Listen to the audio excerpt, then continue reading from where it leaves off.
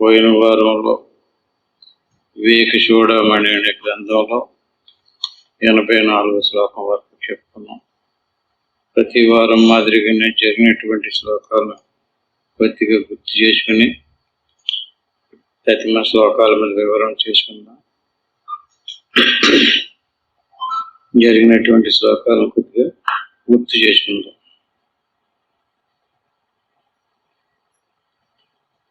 పోయిన వారంలో ఏ శ్లోకం దగ్గర అయితే ఆగామో దాన్ని ఒకసారి చూద్దాం. మోక్షస్య కాంక్షాయ దివైతవాస్తి త్వజాతి దూరాద్విషయాన్ విషం యదా ప్రియోసవత్తోస దయాక్షమాచ్చవ ప్రశాంతిదాం తీర్పదనిక్షమాదరాతు. ఈ శ్లోకాన్ని వివరణ చేసుకునే ముందు ఆల్రెడీ ముందు వారం చెప్పుకున్నాం. ఒకసారి ఇప్పుడు దాకా జరిగినటువంటి కొద్దిగా చెప్పుకుందాం. ఏంటి ఇప్పుడు దాకా జరిగినటువంటి సంభాషణ? జీవరాశి 84 లక్షల రకాలు. అటువంటి 84 లక్షల రకాలలో మనుషు జన్మ గొప్పది అని చెప్పడం జరిగింది. అలాంటి మనుషు జన్మలో మోక్షం పొందాలనుకున్నటువంటి ఇచ్చ కలిగినటువంటి వాని జన్మ ఇంకా గొప్పది. అలా మోక్షకాంక్ష కలిగినటువంటి వానికి గురువు లభించడం ఇంకా ఇంకా గొప్పది. దాన్నే 3వ శ్లోకంలో దుర్లభం త్రైమేత దైవానుగ్రహయేతుకం, మనుష్యత్వం ముముక్షత్వం మహాపురుష సంచి. దుర్లభం అంటే అన్నిసార్లు ఆ రకమైనటువంటి 3 అవకాశాలు రావు. ఇక్కడ భూమి మీద 84 లక్షల రకాల జీవరాశులు చేసుకున్నటువంటి పాప పుణ్యకర్మ ఫలాలను అనుసరించి ఉచ్చి జన్మం నీచ జన్మం లభిస్తూ ఉంటుంది. అలా పరంపరలో వచ్చినటువంటిది మనుష్య జన్మ. అంటే మనుష్య జన్మలోకి వచ్చినటువంటి వాడికి పుణ్యఫలం ఉండాలి, ఈశ్వరానుగ్రహం కూడా ఉండాలి. ఇంకా విశేషం ఏమేంటంటే మనిషి జన్మకు వచ్చినటువంటి వాళ్ళందరూ మోక్షం పొందాలన్నటువంటి కోరిక ఉండదు. అంటే వాళ్ళకి ఇంకా ఎక్కువ పుణ్యం చేసుకుని ఈశ్వరానుగ్రహం కలిగినటువంటి వాళ్ళు అన్నమాట. అటువంటి వాడికి గురువు కూడా లభించి ఇంకా ఇంకా విశేషం. అంటే మేము మనిషి జన్మకు వచ్చాము, మోక్షం పొందాలనేటువంటి తీవ్రమైన కోరిక కూడా ఉంది, అలాగే గురువు కూడా లభించాడు. సరిపోతుందా? అలాంటి 3 అర్హతలు కలిగినటువంటి వారి కోసమే ఈ గ్రంథం చెప్తుంది. అంటే ఏమేం చెప్తుంది? విషయ మార్గ చతోనక్ష బుద్ధే ప్రతిపదమభయ మృత్యుర్జోషేష విద్ధి మృత్యురశేష విద్ధి ఇత సృజన గురోక్త్యా గచ్చత స్వస్య యుక్త్యా ప్రభవతి ఫలసిద్ధి చర్చ మిచ్చేర్విద్ధి. అంటే గురోక్త్యా గచ్చత అంటే నడవడం. అంటే ఈ రకంగా మన జన్మ వచ్చింది, మోక్షకాంక్ష కలిగింది, గురువు ఉపదేశం కూడా పొందాం. సరిపోలేదు. గురువు చెప్పినటువంటి ఈత సృజన గురోక్త్యా గచ్చత స్వస్య యుక్త, ఆ గురువు గారు చెప్పినటువంటి మార్గంలో పయనించటం, అభ్యాసం చేయడం, దాన్ని సాధన. ఈ రకంగా చేసినటువంటి వాడు మోక్షస్య కాంక్ష యదివైతవాస్తి త్వజాతి దూరాద్విషయాన్ విషం యదా పీయూషవత్తోచ దయాక్షమార్జవ ప్రశాంతిదాం తీర్భజ నిత్యమాదరాతు. అంచేత నువ్వు మణిజన్మకు వచ్చో, మోక్షకాంక్ష కలిగింది, గురువు గారు చెప్పారు, సాధన కూడా చేస్తున్నావా? అటులైతే ఏముండాలి? ఇక్కడ మనకు ఒక బుద్ధి ఉంది. దీని లోపల ఈ కోరిక కలగడానికి కారణమైనటువంటిది బుద్ధి వృత్తి. అటువంటి బుద్ధి ఏం చేస్తుంటే త్వజాతి దూర్వాద్ విషయాన్ విషం యదా. బుద్ధి ఏం చెప్పకూడదు అంటే మన బుద్ధి విషయాదుల మీదకి పరిగెడతా ఉంటుంది. చూడాలని, వినాలని, తినాలని, పేరు తెచ్చుకోవాలని, ఇంకా ఏదేదో రకరకాల విషయాదుల మీద. స్వజాతి దూరాద్ విషయాన్. ఈ రకంగా మనిషికే కాదు, పశువుకే కాదు, సమస్త జీవరాశికి మోక్షస్య కాంక్ష యద్వైతవాస్తి. నీకు నిజంగా మోక్షం పొందాలని అనుకుంటే ఎలా ఉండాలి?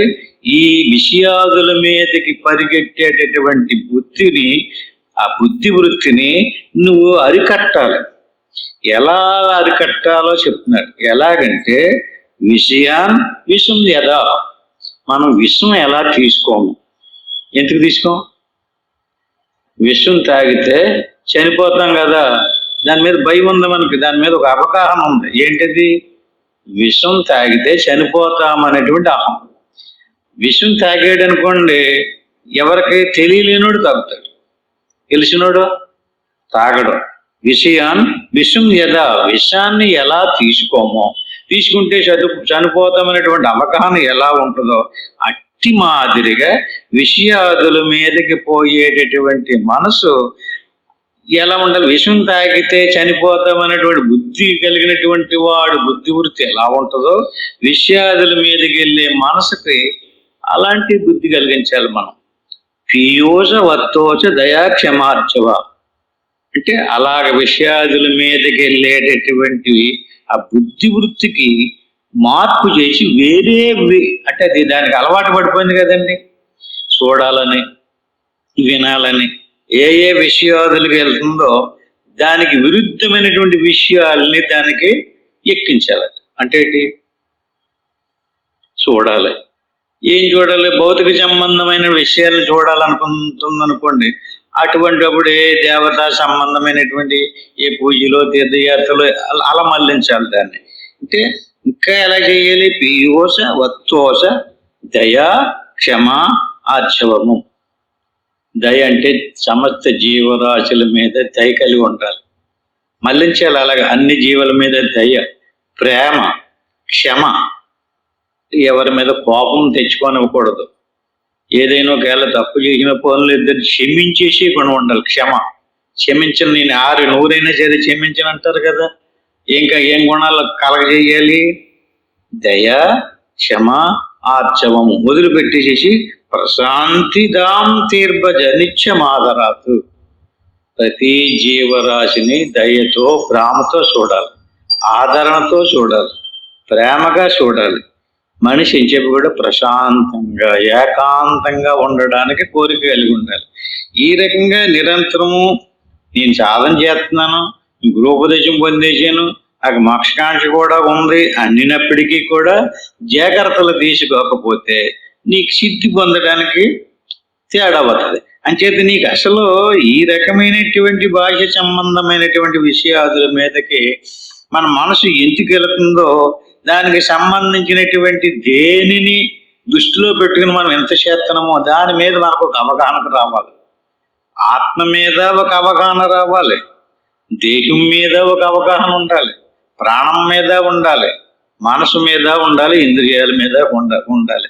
ఈ రకంగా దేహం అంటే ఏమిటో, ఇది ఎలా తయారైందో, ఏ ఏ పరికరాలతో దేహం తయారైందో దాన్ని మనం అనుక్షణం ఏం చేయాలి? అనుక్షణం పరిహృత్య కృత్య. పొద్దుట లేచింది కానించి మళ్ళీ నిద్రపోయేదాకా అనుక్షణం నీ శరీరం గురించి నువ్వు ఆలోచించాలి. ఆ శరీరమే నేను అనుకుని ఆ శరీరం ఇంత చాలా బాగుంది, అంత చాలా బాగుంది అని చెప్పేసి దాన్ని ఎంతో మనాజ్య విద్యాకృత బంధ మోక్షణం రెండు విచారణ చెయ్యాలి. లోపల ఉన్నటువంటి మన స్వస్వరూపం, మన స్వస్వరూపం చుట్టూరు ఆవహించినటువంటి మన దేహం, దీన్ని అనాద్య విద్యాకృత బంధ మోక్షణం. అనాది అంటే ఏంటండి? అనాది అవిద్యాకృత బంధం మోక్షం. ఏమన్నా అర్థమైందా? అనాది అంటే ఎప్పుడు మొదలైందో తెలదు. ఏంటది? అవిద్య. అవిద్య కారణంగా అనాద్య విద్యాకృత బంధం ఏర్పడింది, మోక్షం కూడా దానివల్ల కలుగుతుంది. అవిద్య వదిలితే మోక్షము, అవిద్య ఆవహింతే బంధమును. అవిద్య వల్లే మనకి శరీరం తగులుకుంది. శరీరంతో బంధం ఏర్పడడానికి ఈ అవిద్య కారణం. అవిద్య ఏం చేస్తుంటుందంటే ఆత్మస్వరూపం మీదకి మళ్లించడానికి మనసుని ఇష్టపడదు. ఎందుకంటే ఆత్మ దేహంలా కనిపించదు. దేహానికి చక్కగా ఒక రంగు, ఒక రూపము, ఒక పేరు పెట్టుండి ఇచ్చారు. అద్దంలో చూసుకుంటే స్పష్టంగా కనపడుతుంది.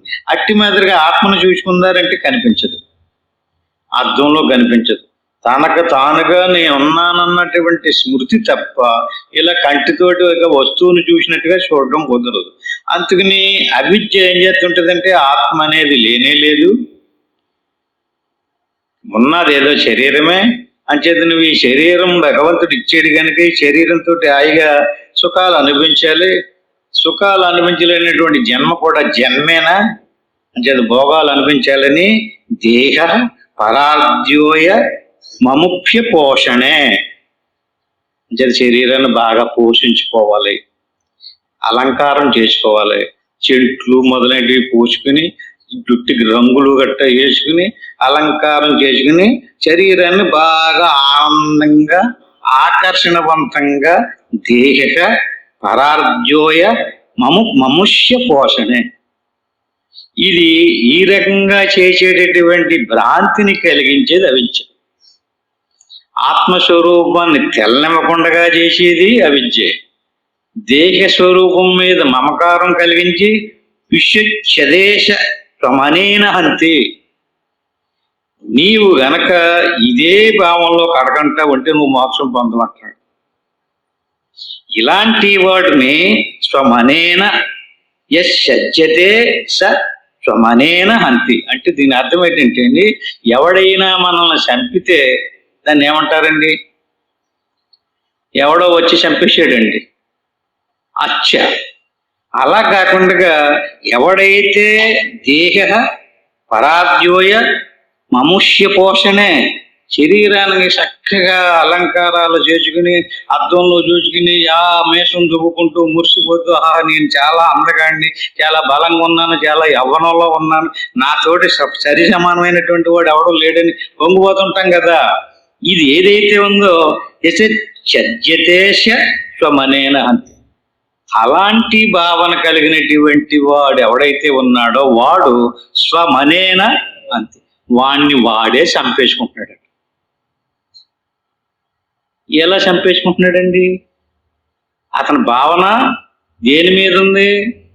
మాటలు చెప్పటం కాదండి, క్రియలో చూపించాలి, భావంలో చూపించాలి. క్రియలో చూపించకపోయినా పర్లేదు, మీరు ఆ సాధన చేయకపోయినా పర్లేదు, ఏం మారిపోవాలి.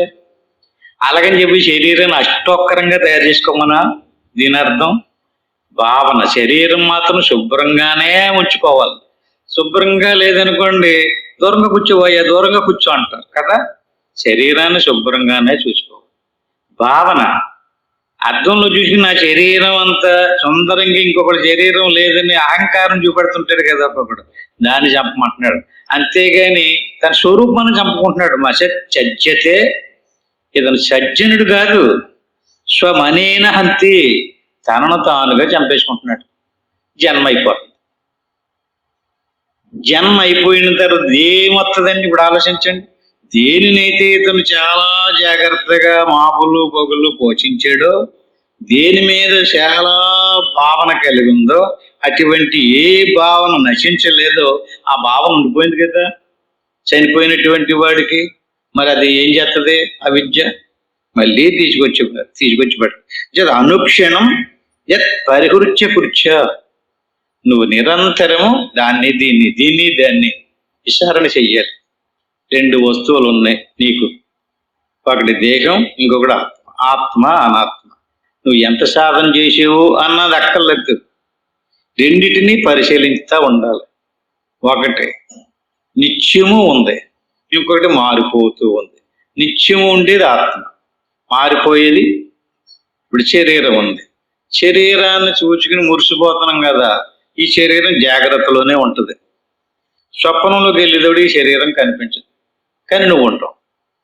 ఈ మెలకులోనే ఉన్నావు, స్వప్నంలో కూడా ఉన్నావు.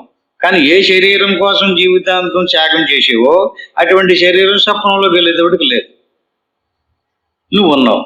అక్కడి నుంచి మళ్ళీ సుషుప్తిలోకి వెళ్ళింది. సుషుప్తిలో స్వప్న శరీరం లేదు, కానీ నువ్వు ఉన్నావు. సుషుప్తిలో నుంచి మళ్ళీ మెలకులోకి వచ్చు. సుషుప్తి మెలకులోకి రాలేదు, కానీ నువ్వు ఉన్నావు. అంటే నువ్వు జాగ్రత్తలో, స్వప్నంలో, సుషుప్తిలో మార్పు చెందకుండగా ఎప్పుడూ ఉంటున్నావు.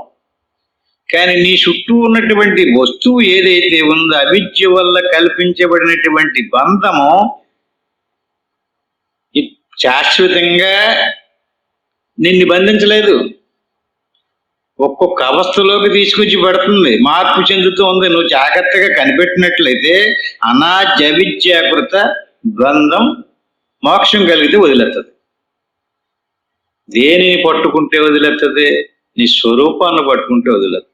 మన స్వరూపాన్ని వదిలేసి మన స్వరూపం చుట్టూరు మన స్వరూపం కాని దాన్ని మన స్వరూపం మనకిని భ్రాంతిలో అవిద్య తగిలించినటువంటి బంధంలో పడిపోయి దానిని మనం అనుకుంటే మాత్రం ముక్తిని పొందడం. చేత ముక్తిని పొందాలనేటువంటి కాంక్ష ఉండినంత మాత్రం చేత సరిపోలేదు. ఆ ముక్తిని కలగడానికి ఇందాక ఏం చెప్పారు అర్హతలో? మనుష్యత్వం, ముముక్షత్వము, మహాపురుష సంచయ. అంటే మోక్షం పొందాలనేటువంటి కాంక్ష ఉండాలి, మనిషి జన్మ రావాలి, గురువు గారు కూడా లభించాలి. 3 జాబు వస్తే సరిపోయిందంటే సరిపోలేదన్నారు అక్కడ. మళ్ళీ అంటే అక్కడ ఏం చేయాలి? గురువు గారు చెప్పిన విధానంలో అనుసరించాలి. గురువు గారు చెప్పినటువంటి విధానంలో అనుసరిస్తూ ఉండగా ఈ అనాత్మ సంబంధమైనటువంటి బంధాన్ని దాటిపోవాలి. అలా కాకుండా శరీర పోషణార్థీశంయ ఆత్మానం దిదృక్షతి గ్రాహం దారుదియా ధృత్వా నదీం తర్తుం చ ఇచ్చతి. దీన్ని ఇక్కడ ఎలా చెప్పారంటే శరీర పోషణార్థీశం ఆత్మానం దిదృక్షతి. అంటే నేను మోక్షకాంక్ష ఉంది, గురుపదేశం పొందేశాను, నాకు మణిజన్మ కూడా వచ్చేసింది అని తెలిసి శరీర విషయంలో మాత్రం శరీర పోషణార్థీశన్య నేను ఆత్మసాక్షాత్కారం పొందేస్తాను, లేదా ఎప్పటికప్పటికి నాకు ఆత్మస్వరూపమే అన్నారు, నేను ఇది కాదన్నారు అని భావంలో ఉండి అనుసరించకపోతే గ్రాహం దారుదియా ధృత్వ. అంటే నదిని దాటడానికి కట్టిని ఉపయోగిస్తారు కదా, దాన్ని ఏమంటారు? పడవ. పడవ కాదు అది, నావ కాదండి.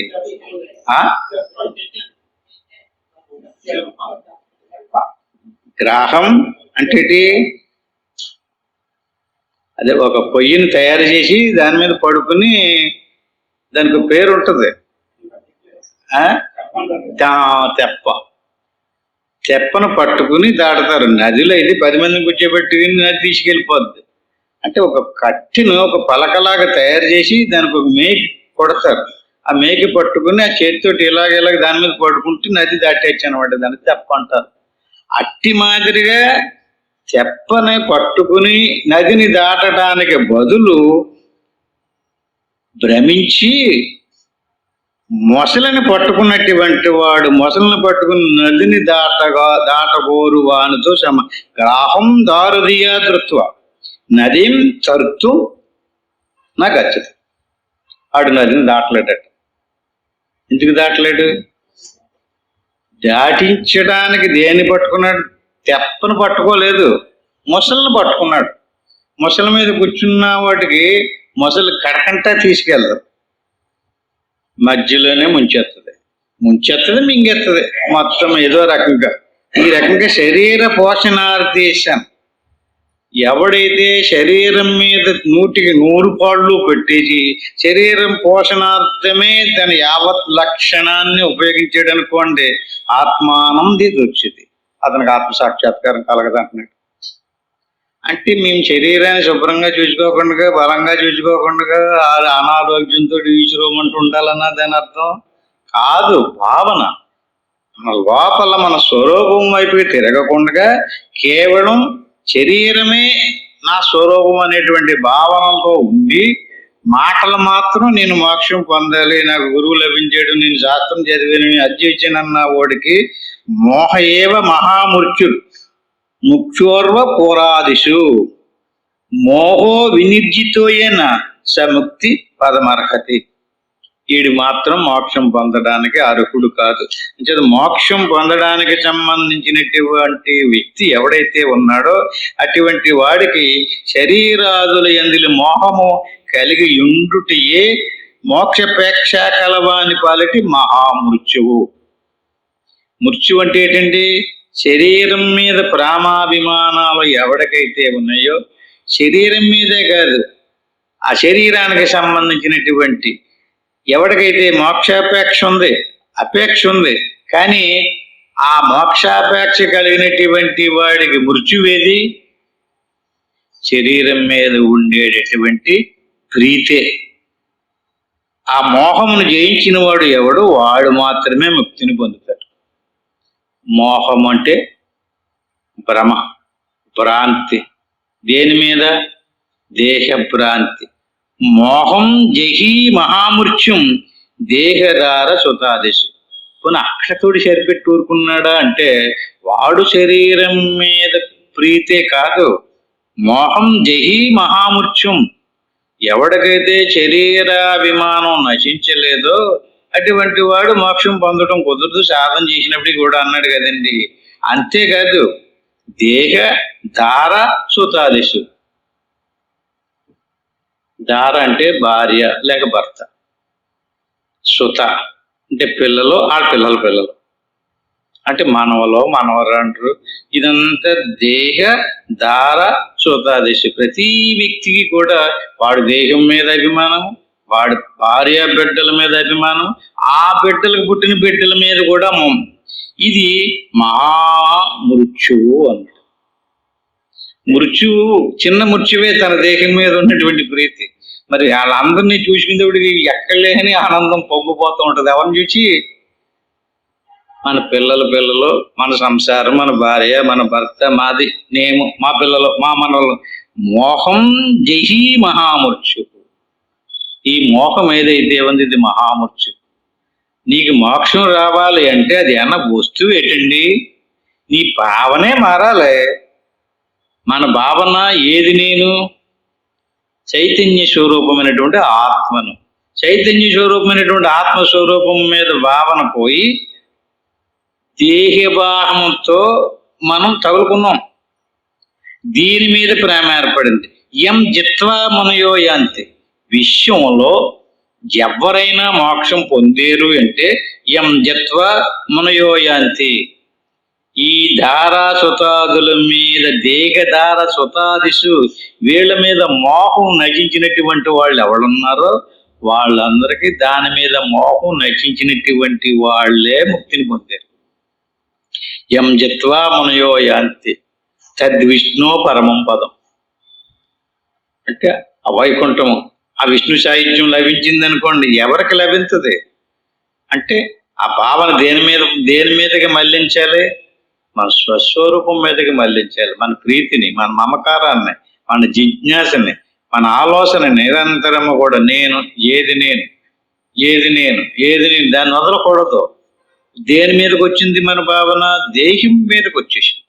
దేహం మీదకి ఎప్పుడైతే భావన వచ్చేసిందో దేహాన్ని బాగా సుఖంగా, అందరికంటే బాగా సుఖంగా జీవించడానికి సంబంధించినటువంటి జాగ్రత్తలు తీసుకుంటూ ఉంటాం. అటువంటి వాడు విచారణ చెయ్యాలి. దేని మీద ఎవడికైతే దేహాభిమానం నశించటం లేదో అటువంటి వాడు దేహం గురించి కొంచెం చెప్పాలాడికి. దేహం ఎలాంటిదో, అది ఎలాగొచ్చిందని చెప్పేసి దేహానికి సంబంధించినటువంటి విషయం చెప్తున్నారు. దేహం ఎలాంటిదయ్యా అంటే త్వగ్మాంస రుధిరస్నాయుమేధో మజ్జాతి శంకులం పూర్ణం మూత్రపురీషాభ్యాం స్థూలం నింజమిదం వపుః. ఏంటండి? త్వగ్మాంస రుధిరస్నాయుమేధో. త్వక్కు అంటే చర్మము, మాంసము. త్వగ్మాంస రుధిరము అంటే నెత్తురు. సాయుమేధో, సాయువులు అంటే నాడులు. మేధో అంటే మేధస్సు అంటే మెదడు. మధ్య అంటే ఎముకలలో మూలు. మధ్య అంటే ఎముకలు. ఎన్ని వచ్చినాయండి? త్వగ్మాంస రుధిరస్నాయుమేధో మజ్జాస్తి శంకులం.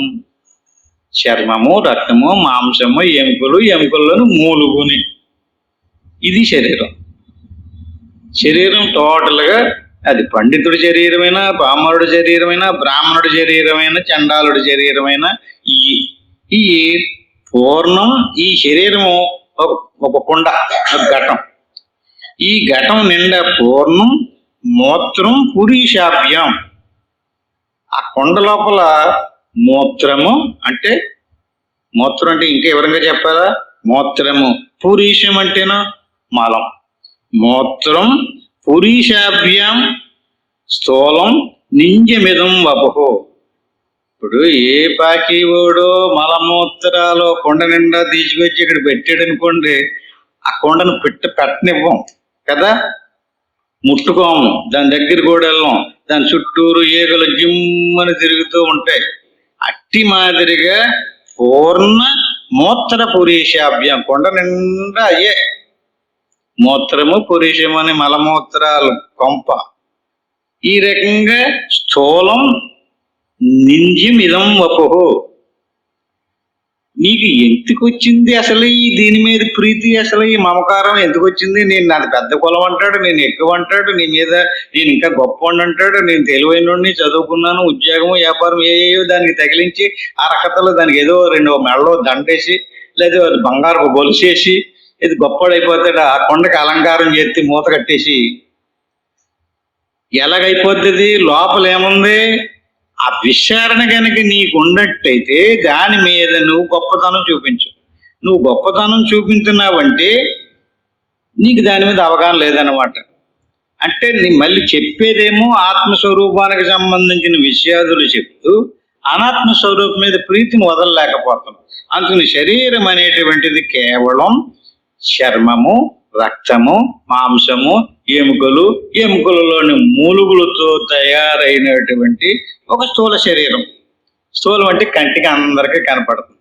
ఆ శరీరం ఒకరిది స్త్రీ శరీరము, ఇంకొకరిది పురుష శరీరము. కానీ 2 శరీరాల్లోని కూడా పూర్ణంగా ఉండేది మూత్ర పురీషాదులే. ఇంకేది పురుష శరీరంలో ఉండదని కానీ స్త్రీ శరీరంలో ఉంటుందని కానీ చెప్పడానికి వీల్లేదు. చెమట చూడండి, చర్మం రోమగ్రంథుల్లోనే చెమట వచ్చేస్తుంటది. చెమట కక్కుతూ ఉంటుంది, దాని లోపల ఉన్నటువంటి లక్షణాలు బయటికి వెలగొక్కుతూ ఉంటుంది. శరీరం అంతా కూడా నింజ్యమిదం వపుహో. నింజ్యం అంటే దాన్ని అది తలసుకోవటానికి కూడా పనికిరాని వస్తువు అంటాడు. నింద్యము నిందించబడినటువంటిది, తోసివేయబడింది, దోషపూరితమైనటువంటి వస్తువు. స్థూలం నింజమిదం వపుహు. ఈ స్థూల శరీరం నింజమైనటువంటిది. తలపుకు తెచ్చుకున్నప్పుడు వెంటనే స్నానం చేయమంటున్నాడు. స్మృతికి వచ్చినప్పుడు అర్థంలో చూసి మురిసిపోవటం కాదు, శరీరం నేనని తలంపుకు వస్తే స్నానం చేయమంటున్నాడు. అలాంటి శరీరం రా బాబు నీకు. అసలు ఆ శరీరం ఎలా వచ్చింది, ఏ ఏ పదార్థంతో తయారైందో చెప్పుతాను చూడని. పంచీకృతేభ్యో భూతేభ్య స్థూలేభ్య పూర్వకర్మణ సముత్పన్నమిదం స్థూలం భోగాయతనమాత్మనః అవస్థాజేగరస్తస్య స్థూలార్థానుభవో యతః. దీన్నే పంచీకృతేభ్యో భూతేభ్యో స్థూలేభ్య పూర్వకర్మణ అంటే ముందు జన్మలో చేసినటువంటి కర్మ నశించకపోవటం వల్ల, కర్మఫలం ఉండిపోవడం వల్ల, ఆ కర్మఫలం శరీర భావంతో చేయడం వల్ల, ఆ కర్మఫలాన్ని అనిపించడానికి మరి ఇంకొక శరీరాన్ని తయారు చేసి ఇచ్చాడు ఈశ్వరుడు. అలా తయారు చేయడానికి ఏమేమి వాడాడు? కొండను తయారు చేయాలంటే కుమ్మరతను మట్టిని తీసుకుని ఎలాగైతే తయారు చేస్తాడో అట్టి మాదిరిగా ఈశ్వరుడి శరీరం తయారు చేయడానికి ఏ ఏ మెటీరియల్స్ పంచీకృతేభ్యో భూతేభ్య అంటే ఆకాశము, వాయువు, అగ్ని, జలము, భూమి, ఈ 5 పంచభూతాలని పేరు. భూతేభ్యో ఈ పంచభూతాలు 5 కూడా ఒక మొక్క దిశని కొంత మట్టి, కొంత నీరు, కొంత మన శరీరంలో పంచభూత లక్షణాలన్నీ ఉన్నాయి. పంచభూతాలలో ఏముందో అదంతా కూడా మన శరీరంలో ఉంది. కొంత మట్టిని, కొంత జలాన్ని, కొంత అగ్నిని, కొంత వాయువుని, కొంత ఆకాశాన్ని తీసుకుని దాన్ని ఎన్నెన్ని పాళ్ళలో ఎన్నెన్ని కలపాలో ఆ పాళ్ళు కలిపి చక్కగా పంచీకృతేభ్యో, పంచీకృతం అంటారు దీన్ని.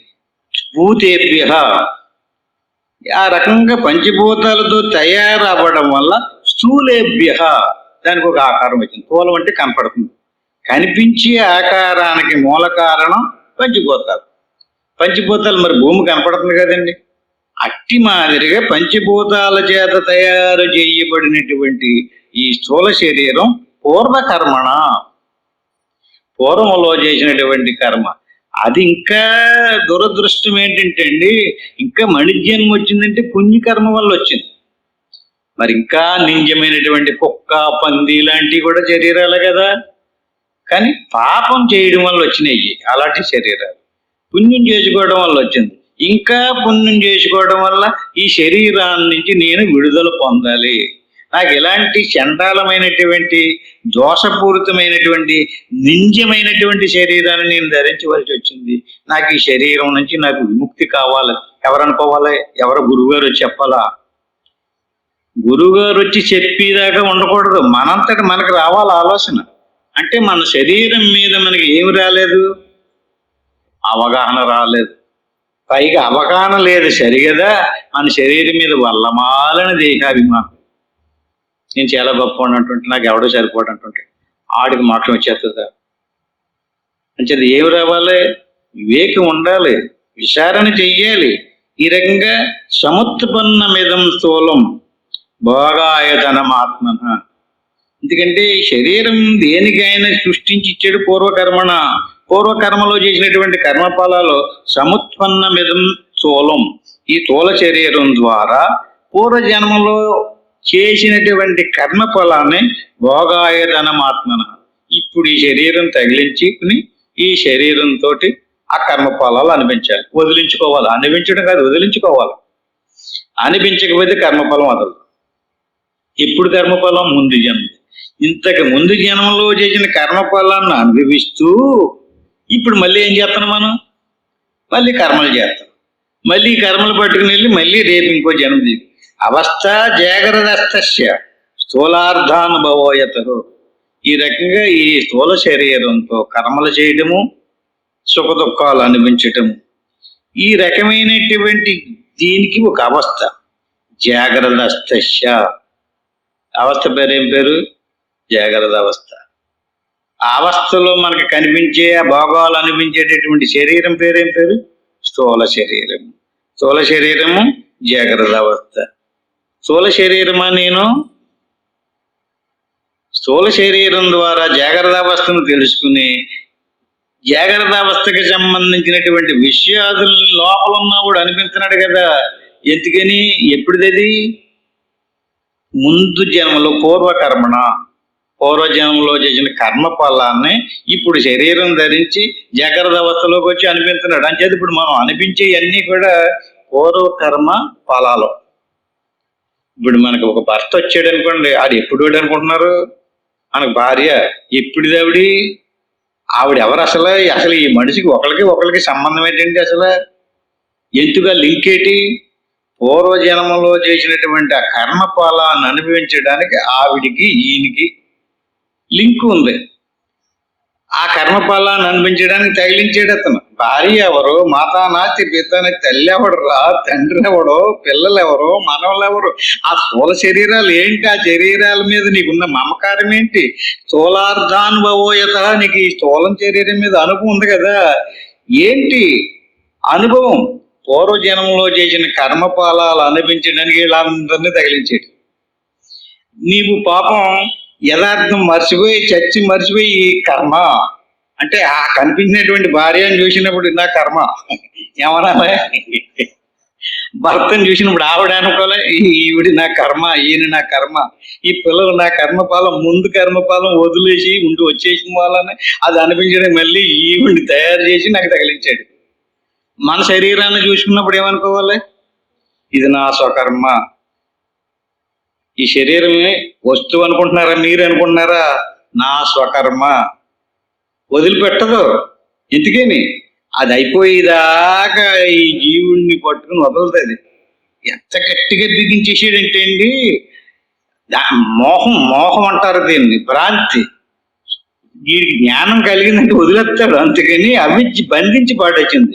అంటే బాహ్యేంద్రియ స్థూల పదార్థ సేవ చక్షందన అస్త్యాది విచిత్ర రూపం కరోతి జీవ స్వయమేతదాత్మన తస్మాత్ ప్రశస్తిర్ పుషోష్య జాగరే. ఈ రకంగా బాహ్యేంద్రియ స్థూల పదార్థ సేవం, ఈ రకంగా ఈ శరీరాన్ని ఈ కర్మ వల్ల వచ్చిందని కర్మఫలాన్ని అనుభవించాలని, ఎందుకంటే శరీరం కాలు నొప్పో కడుపు నొప్పో బొడి పెట్టేస్తుంది అనుకోండి, ఎవరు చెప్పుకోవాలి? కర్మని అంటున్నాడు కదా, అంటున్నాడు ప్రతి ఒక్కడుని. నేను ఏనాడు ఏం కర్మ చేశాను కానీ నా కాలు నొప్పి తగ్గుతలేదండి, నా కడుపు నొప్పి తగ్గుతలేదండి, నాకు ఇలాంటి వాడు తగులుకున్నాడండి, నా కర్మ కాకపోతే నాకు ఇలాంటి భార్య వచ్చింది అంటున్నారా? అవి కర్మలే కదా. అది తెలుపుతలేదు అతనికి. కర్మ అన్న విషయం మర్చిపోయి దాని మోహంలో పడిపోయి అలా పడిపోవటానికి బాహ్యేంద్రియ స్థూల పదార్థ సేవం. ఈశ్వరుడు ఒక మమకారం పెట్టేటి ఏం చేశాడంటే అండి, ఇంద్రియాలను ప్రవేశపెట్టాడు అందులో. ఆ ఇంద్రియాలు బాహ్య సంబంధమైనటువంటి విషయాదులనే తెలుసుకుంటాయి. లోపల నీ గురించి తెలుసుకోవడానికి తిప్పుదారంటే తిరగవు. ఇప్పుడు ఆ తలుపు ఉందండి, ఈ టేపుకి వస్తుంది, ఆ టేపుకి తొయ్యండి దాన్ని. ఆ రెక్క దాన్ని ఈ టేపుకి వచ్చేలాగే బిగించారు, ఆ టేపుకి వెళ్తుంది. అట్టి మాదిరిగా బాహ్యేంద్రియ ఏమర్థమైంది? ఇంద్రియాలు ఉన్నాయి కదా, ఈశ్వరుడు ఆ తలుపు రెక్కలను టేపు బిగించాడంటే బాహ్యం వైపుకి వెళ్ళేలాగే బిగించాడు. లోపలికి చూడాలనుకోండి ఎల్లో. బాగా అర్థం చేసుకోండి. ఇప్పుడు కన్ను ఉంది కదండి, లోపల చూడాలనుకున్నారు అనుకోండి మూసుకోవాలి తప్ప లోపల ఏం కనిపించదు. ఏ టేపుకి చూస్తుంది? అది బయటికే చూస్తుంది. ఇంక ఎంతసేపు చూసినా బాహ్య విషయమే చూస్తుంది, లోపల విషయం కంటికి తెల్ల. కొన్ని చెవు తెలుతుందా? చెవి వింటదా లోపల విషయాన్ని? ఈ రకంగా శబ్ద స్పర్శ రూపరసగంధాది విషయాదులన్నీ బయటే ఉన్నాయి. ఆ భాష్యంలో ఉన్నటువంటి విషయాలన్నీ తెలుసుకోవడానికి బాహ్యేంద్రియాలని స్థూల పదార్థ సేవం. భాష్యంలో ఉన్నటువంటి పదార్థం అంతా ఎలాంటిది? స్థూల పదార్థం. స్థూల శరీరంలో జీవుడున్నాడు, జీవుడి చేతిలో ఇంద్రియాలు ఉన్నాయి, ఇంద్రియాలు బయటికి తిరిగి ఉన్నాయి, బయటికి తిరిగిన ఇంద్రియాలకి స్థూల పదార్థం భోజనం అవుతుంది. అంటే కంటిని ఉపయోగించినప్పుడు కంటికి రూపం, చెవికి శబ్దం. ఈ రకంగా స్థూల పదార్థాన్ని గ్రహించింది. ఎలా? సక్షందన వస్త్రాది విచిత్ర రూపం. అంటే ఈ స్థూల శరీరంతో తాదాత్మ్యం చెంది చక్కగా ఈ జీవుడి శరీరానికి మాలలు, చందనము, స్త్రీ వనితాది వివిధ పదార్థముల బాహ్యేంద్రియముల ద్వారా సేవించుండదు. అంటే మంచి వస్త్రాలు ధరించడము, చందనము మొదలైనటువంటి పూసుకోవటము, మంచి ఆభరణాలు తగిలించుకోవటము, ఈ రకంగా సక్షందన వస్త్రాది విచిత్ర రూపం. శరీరాన్ని మనం దిగంబరంగా తీసుకుపోతలేదు. ఏం చేస్తున్నాం? సక్షందన, చందనము అంటే సెంటు, లేకపోతే ఒక్కొక్కటి సెంటు రాసుకుంటేనే నిధులు రాడు. పౌడర్ రాసుకుంటున్నాడు, సెంటు రాసుకుంటున్నాడు, బొట్టు పెట్టుకుని, తల దువ్వుకుని, మాలలు పువ్వులు పెట్టుకుని, మెడలో ఆహారాలు వేసుకుని మంచి సక్షందన వనితాది విచిత్ర రూపం, విచిత్రంగా రూపాన్ని అలంకరించుకుంటున్నాడు. అతను ఒరిజినల్ రూపం ఇంట్లోకి వెళ్ళాక తెలుస్తుంది. ఆనవాళ్ళు కట్టలేం.